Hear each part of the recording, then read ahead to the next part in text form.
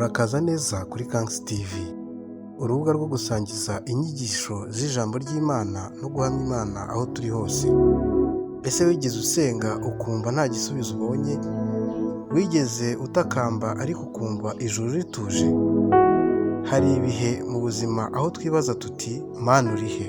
Ariko uyu munsi ndakwereka ukuri gukomeye. Iyo Imana icecetse ibikora, akaba ari ryo jambo tugiye kuvugaho. Uhawe ikaze.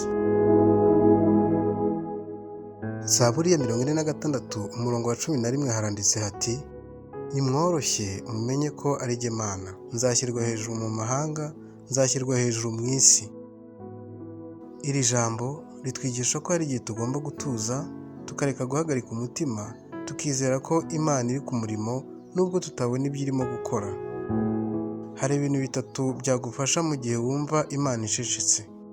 Icya mbere, kumenya ko guceceka atari ukugutererana, gutinda si ukwanga, kwizera mu gihe utabona.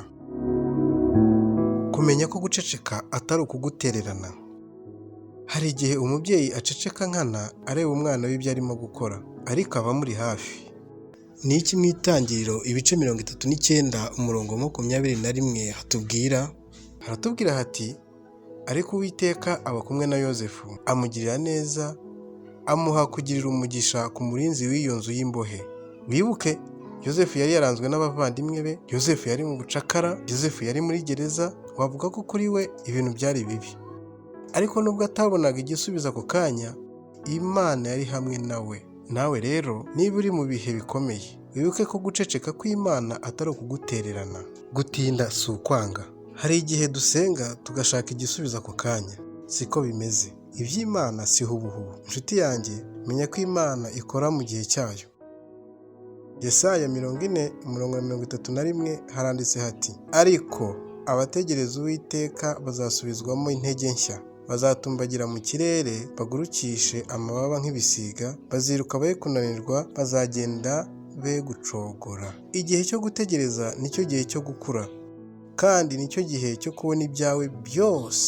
Ni igihe Imana ibigutegura ku rwego rurenze uko ubyibwira. Urugero mu buzima busanzwe, iyo ushaka kurya wenda ikintu ukunda cyane, wenda tuvuge burushete cyangwa ifiriti, bisaba ko utegereza umwanya kugira ngo urye ibiryoshye. Iyo udategereje rero ushobora kubirya bidahiye, bikakuviramo ingaruka mbi. Ni urugero natangaga. Nanone ugomba kugira kwizera mu gihe utabona. Kwizera si uko ibintu byose bigenda neza. Kwizera ni uguhagarara ku masezerano y'Imana nubwo ibintu bitarasobanuka cyangwa bikivangavanze. Muri Yeremiya ibice 29 umurongo wa 11 haragira hati: erega nzi ibyo nibwira nzabagirira, ni amahoro si ibibi, kugira ngo mbareme umutima w'ibyo muzabona hanyuma, niko Uwiteka avuga. Umurongo wa 12 tuwongereho haranditse hati: kandi muzanyambaza, muzagenda munsenga, nanjye nzabumvira. Imana irabizi neza ibyo izadukorera. Nubwo utabona ejo hawe neza, Imana yo irahabona, kandi igishimishije ni uko ari heza.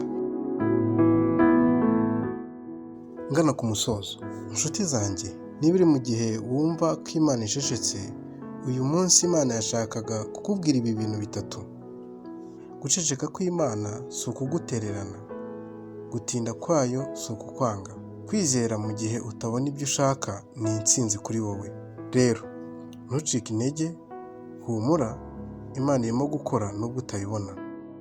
Niba iri jambo rigukoze ku mutima, urisangiza abandi. Kanda subscribe kuri Kansi TV kugira ngo uhabwe andi masomo y'ijambo ry'Imana. Twandikire tubwire icyo wize. Imana ibarinde kandi ibahe amahoro.